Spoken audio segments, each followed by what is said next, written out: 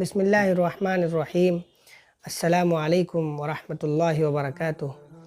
معزز ناظرین، مسلمان تاجر ہر وقت شرعی تقاضے کو آگے رکھے، یعنی شریعت کا جو حکم اس سے اس وقت مطلوب ہے اس کو سب سے مقدم رکھے۔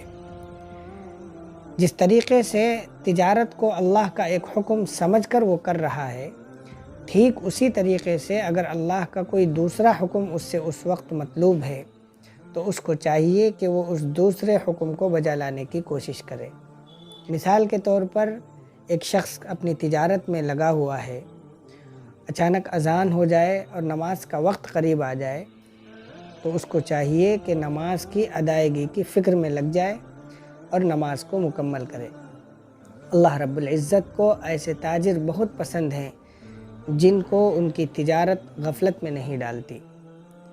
قرآن پاک میں اللہ رب العزت نے صحابہ کی تعریف کرتے ہوئے کہا، رجال لا تلہیہم تجارت ولا بیع عن ذکر اللہ واقام الصلاة وایتاء الزکاۃ، یعنی صحابہ کو ان کی تجارت اللہ کے ذکر اور دینی تقاضوں سے غفلت میں نہیں ڈالا کرتی تھی۔ چنانچہ مسلم تاجرین کو ان کی تجارت اللہ کے ذکر اور دینی تقاضوں سے غفلت میں نہیں ڈالنا چاہیے۔ اگر یہ ویڈیو آپ کو اچھا لگا ہے تو آپ اس کو لائک اور شیئر کریں اور ہمارے چینل کو ضرور سبسکرائب کریں۔ شکریہ۔